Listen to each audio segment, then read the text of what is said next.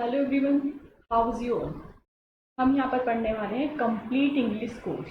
आप किसी भी एग्जाम की तैयारी कर रहे हो, बैंकिंग की हो, एसएससी की हो, कोई इशू नहीं। यहाँ पर हम इंग्लिश कंप्लीट पढ़ेंगे, ठीक है। इंग्लिश के सारे टॉपिक्स हम यहाँ पे कंप्लीट करने वाले हैं, ठीक है।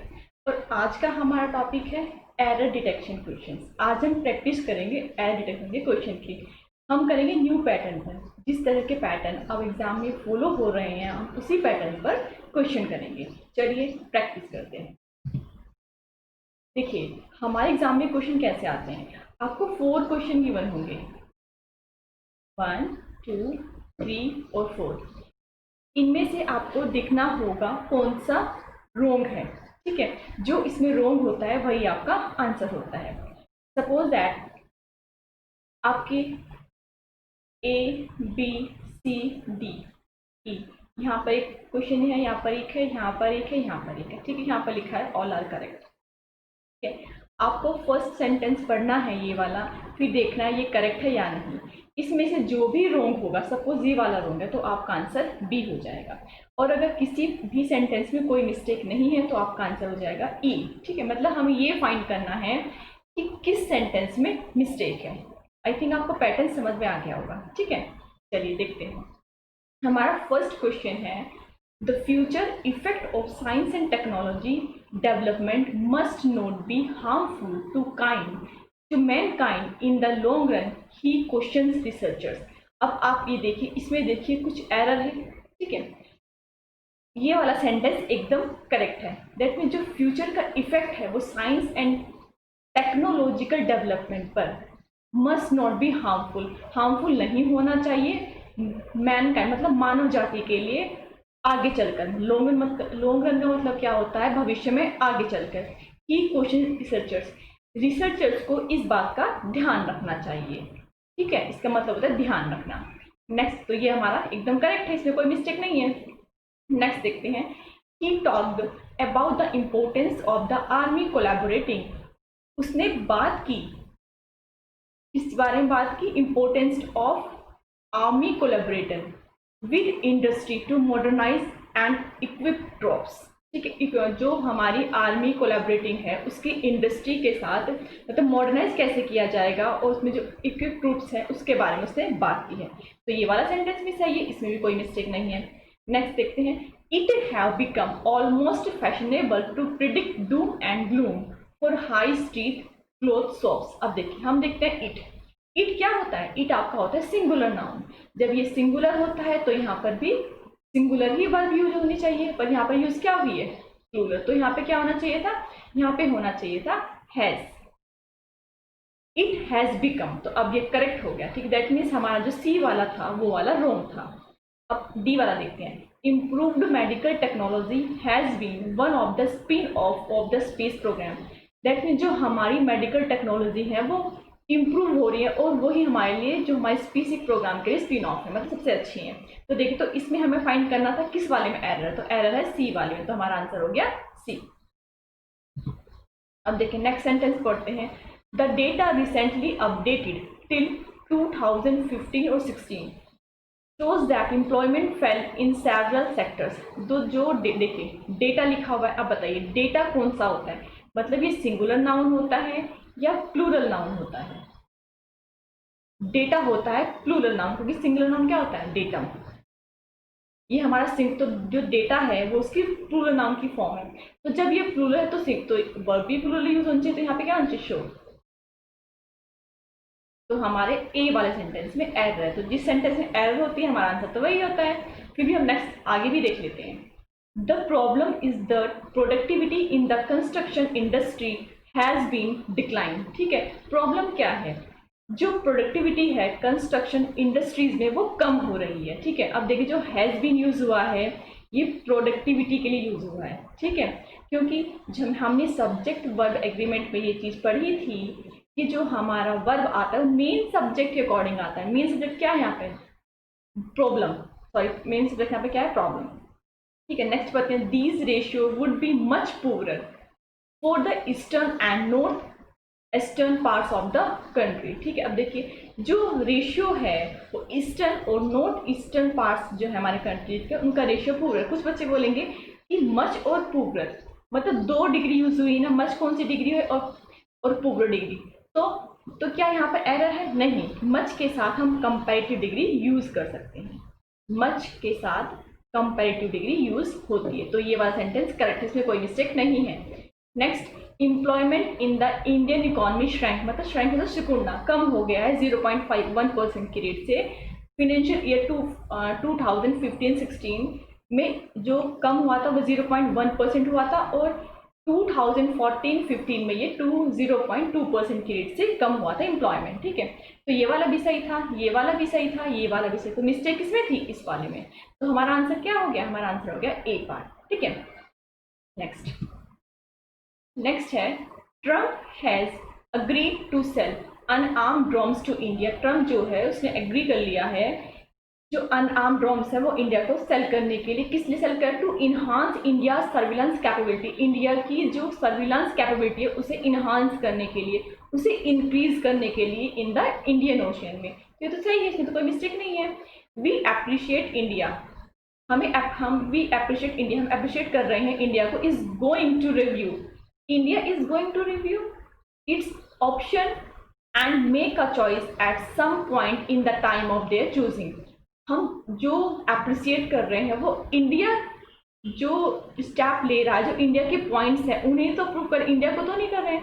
तो यहाँ पर क्या आएगा? इंडियाज, मतलब इंडिया की, इंडिया इज नहीं आएगा, India's going to review its option and make a choice at some point in the time of their choosing. अब देखिए देयर भी नहीं आएगा यहाँ पे, इट आएगा, इट्स, क्योंकि इंडिया के बारे में बात की गई है तो हम यूज करेंगे इट्स चूजिंग। ठीक है, sometimes political parties find dummy candidate, जो पॉलिटिकल पार्टीज है वो डमी कैंडिडेट को वोट को डिवाइड करने के लिए खड़ा कर देती हैं। ठीक है, जब वोटिंग टाइम होता है। तो ये भी सही है, इसमें तो कोई मिस्टेक नहीं है।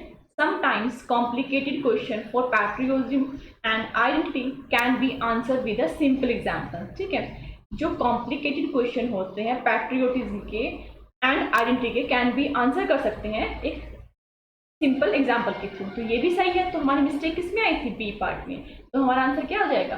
B part. ठीक है, जैसे हम बोलते हैं ना राम्स कार, मतलब क्या होता है? राम की कार। अगर मैं बोलूं Ram's car is better than Shyam, is it correct? यहाँ मैंने राम की कार की कंपैरिजन की है, पर अगर मैं इस सेंटेंस तो मैंने राम की कार की कंपैरिजन श्याम से की है। अब श्याम से तो नहीं कर सकते, श्याम की कार से कर रहे तो मुझे क्या करना पड़ेगा? श्याम कार। ठीक है, समझ में आया? यही मिस्टेक थी यहाँ पर। Next, having the Indian demographic dividend must be a key part of India's growth story। ठीक है, सही लग रहा है। नेक्स्ट देखते हैं, short duration course that provide low pay for sub optional job cannot be called national standard। ठीक है, India could surely become the world skill capital, ये देखिए यहाँ पर वर्ड मतलब वर्ल्ड की skill capital, yet not with what it is doing right now. Correct, short term training should be dedicated, जो short term training होती है वो डेडिकेट की जाती है recognizing prior learning of informal train worker who are working in MNC, जो MNCs में काम कर रहे हैं। ये भी सही है। तो इसमें आंसर क्या हो जाएगा? ई, क्योंकि ऑल आर करेक्ट। अब देखिए जो यहाँ पे लिखा है एमएनसीज, एमएनसीज का मतलब होता है जो बहुत सारी एमएनसी कंपनियां हैं। एमएनसी का फुल फॉर्म होता है मल्टीनेशनल कंपनी। जो बहुत सारी हमारी मल्टीनेशनल कंपनीज हैं जो उनमें वर्कर काम कर रहे हैं, ये उसके बारे में बात करें। ठीक है, अब देखिए जब मुझे, अब हमने यहाँ पे एस क्यों लगाया है? अगर मुझे लिखना हो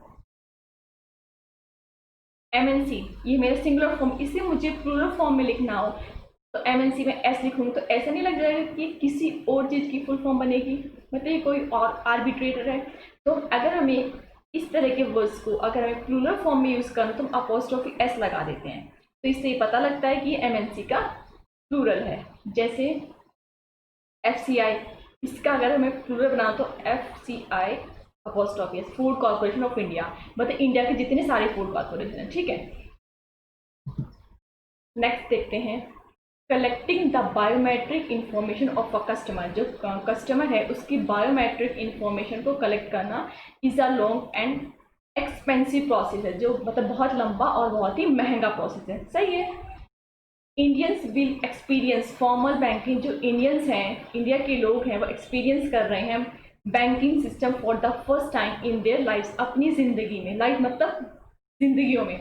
अब इंडियंस है, बहुत सारे इंडियन, बहुत सारे भारतीयों की बात की गई तो इसलिए यहाँ पर लाइफ्स आया, मतलब अब प्लूरल फॉर्म आई है। ठीक है, तो ये वाला भी करेक्ट है। जो इंडिया के लोग हैं वो एक्सपीरियंस कर रहे हैं अपनी लाइफ में पहली बार फॉर्मल बैंकिंग सिस्टम को। ठीक है, अब थर्ड वाला देखते हैं। No sooner had this sentiment expressed more loudly when India started facing struggle. देखिए, नो सूनर इन्वर्जन है, नो सूनर के बाद हेड आया है। ठीक है, तो वर्ब आती है। अब नो सूनर क्या है यहाँ पे? एडजेक्टिव है, एडजेक्टिव के बाद वर्ब आई, ये भी सही है। अब देखिए, नो सूनर के बाद क्या यूज होता है? देन। ठीक है, व्हेन तो यूज ही नहीं होता है। दूसरी थिंग, यहाँ पर कंपैरिजन हो रहा है तब भी देन यूज होगा। ठीक है, next, India is short of cash and, India के पास जो है वो पैसे की कमी है, मतलब कैश कम है। अनफॉर्चुनेटली स्टार्विंग इट्स मिलिट्री, और जो यहाँ पर मिलिट्री है वो स्टार्विंग है। ठीक है, अब देखिए ये वाला भी सही है, तो हमारा एरर किस में है? सिक्स वाले में, सॉरी सी वाले में। ठीक है, तो हमारा आंसर क्या हो गया? C. Next, the loan was extended under consortium agreement, जो लोन है वो एक्सटेंड कर दिया गया है कंसोर्टियम एग्रीमेंट के according, said the bank, bank ने ये कहा। सही है। Next, Karnataka bank become the latest bank, Karnataka bank जो है लेटेस्ट बैंक बना है, एक्सपोज किया है जिसने वाइडर लोन फ्रॉड, एक लोन फ्रॉड हुआ है जो गीतांजलि जर्म एंड ओनर मेहुल चौकसी का है। ठीक है, अब देखिए लेटेस्ट बैंक तो नहीं बना होगा वो, क्या है यहाँ पे? Last bank. ठीक है, अब सी बात देख लेते हैं। All official correspondence of the, जो स्टेट गवर्नमेंट के सभी ऑफिशियल करस्पॉन्डेंस, सभी नाम रेफर कर दिए गए हैं अम्बेडकर विद द न्यू, मतलब न्यू नेम अम्बेडकर से रेफर कर दिए गए। अब वो अम्बेडकर नाम से जाने जाएंगे। ही हैड, ये भी करेक्ट है। ही हैड इंस्पायर्ड, जो इंस्पायर्ड है वो दलित बुद्धिस्ट मूवमेंट, जो दलित का बुद्धिस्ट मूवमेंट है उससे, और जो एक कैंपेन हुआ था against social discrimination against untouchable, उससे वो इंस्पायर्ड था। सही है, तो हमारी मिस्टेक किसमें थी? बी वाली में, तो हमारा आंसर क्या हो जाएगा? B part. ठीक है, नेक्स्ट देखते हैं। The inconvenient truth is that the underline fundamentals have not changed, जो इनकन्वीनियंट ट्रूथ है वो ये है कि जो फंडामेंटल है, अंडरलाइन फंडामेंटल है, वो बदलते नहीं है। सही है। The boy ask he father, लड़के ने अपने फादर से बोला कि why he was cutting down, वो पेड़ को क्यों काट रहे थे। ये भी सही है। देखिए यहाँ पे पास्ट में था तो ये भी पास्ट में है। अब देखिए ये क्या है? ये इनडायरेक्ट स्पीच है। अगर मैं इसको डायरेक्ट स्पीच में चेंज करूँ तो कैसे करूँ? The boy said to his father,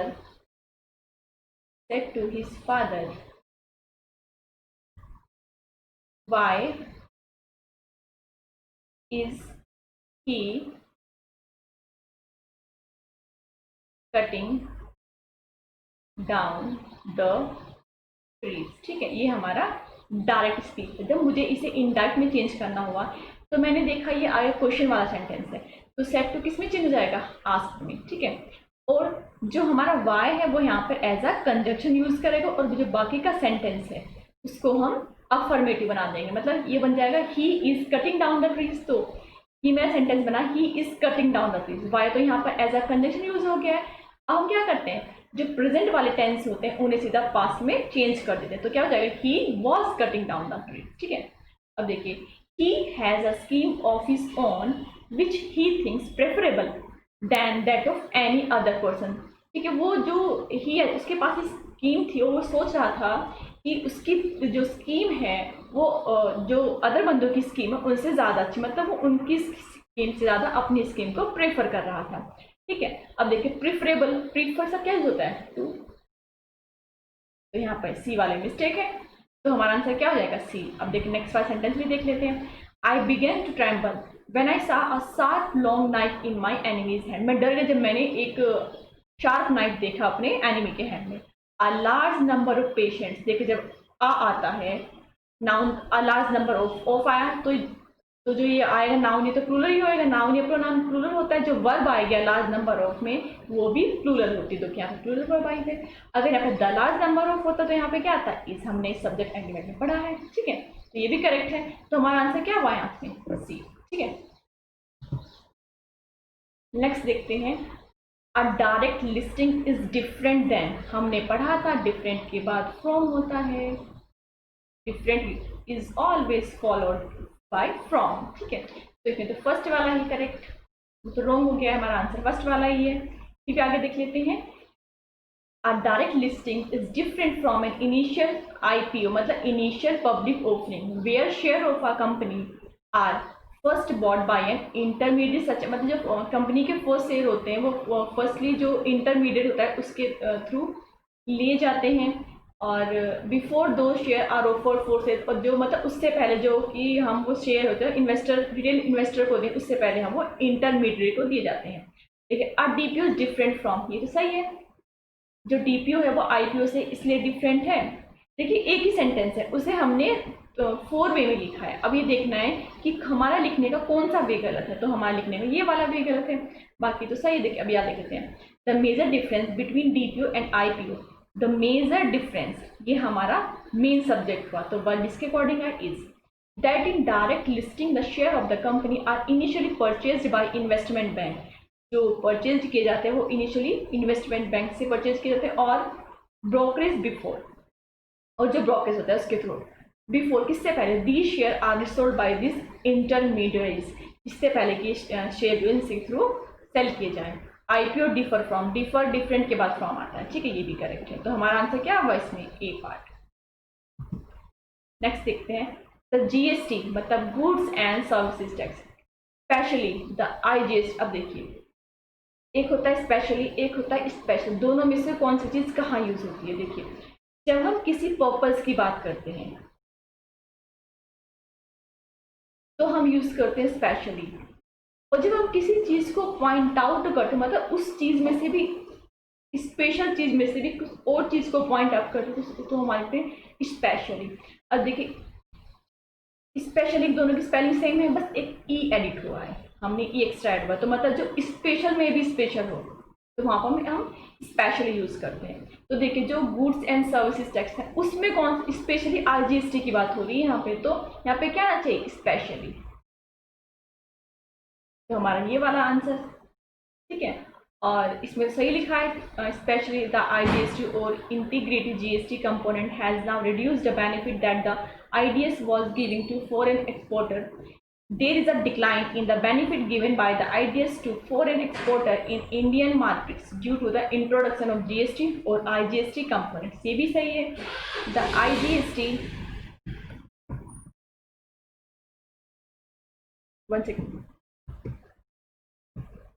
देखिए, the IGST or integrated GST components of goods and services tax is now eroding that the advantage which is was earlier given to foreign exporter in Indian markets, ठीक है, तो हमारा answer क्या हुआ, ए वाला, right.